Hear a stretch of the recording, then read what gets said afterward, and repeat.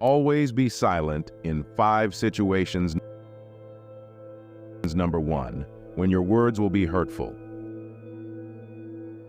The first situation is when you can't afford to make your words as abusive, rather as you want to convey the message. Yes, there surely are moments when somebody needs to know the unpleasant facts straight away, but such examples are found not often enough.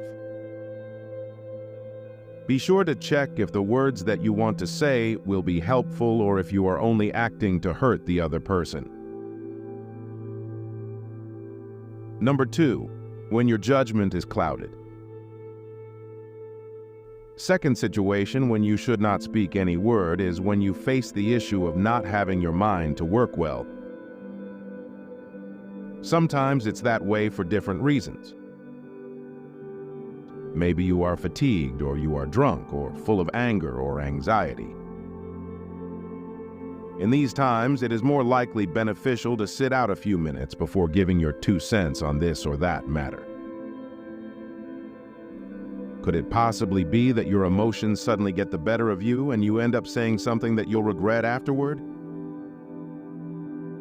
If you let your ideas and feelings grow naturally and they are still the same as they were before, you can talk about them later, but only when you are not emotionally or in any other way compromised. Number 3, when your opinion doesn't matter. The third time you should not talk is when your opinion is unimportant. For many of us, it is definitely not easy to let ourselves to the fact, and one may resist it. Though we may not want to use it, it is still a vital tool we have to work with, whatever our ego may think. Sometimes, it is better to keep silence when you are not sure of the situation, or when others are experts, or when your opinion has no effect on other people, because it is the wiser thing to do in such cases. Nobody takes you seriously if you let others underrate and disrespect your words. In such a case, silence is your only system of action. Number 4, when asked not to speak, the fact that you don't have a relevant opinion is so difficult for the ego that the request to be silent is even harder. It may happen that you be put in behind the wheel in some situations, as for instance by some work colleagues or in some other circumstances, and that of course makes us want to speak our minds. Nevertheless, the need to suppress that urge is highly recommended, but it's better for you to explore the reason why are we being asked to be silent. In this case, listening and learning can also be valuable. Number 5, when you do not have sufficient evidence. Of course, in the cases where we can raise doubts and questions even if we do not have that information on hand.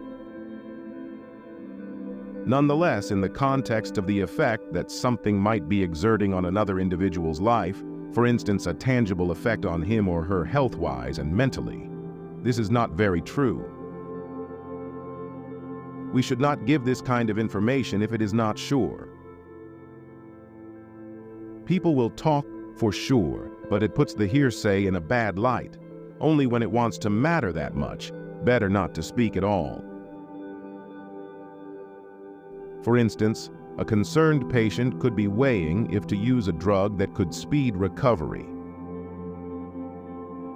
It's best to avoid starting a rumor about a friend of a friend who used that medication and had side effects unless you are sure it's a fact and not a rumor. Number 6, the other person will feel bored and lose interest. It does not mean, however, that an item needs to be added because of this feeling. In this case, you would rather give your opinion as to what the other person has said. It will appear awkward, but nevertheless, you should manage to say or not have anything to say, because it is more appropriate than saying something for the sake of saying. Admit your deficiencies when there are no positive things to emphasize. Be careful with your words. Once they are said, they can only forgiven, not forgotten.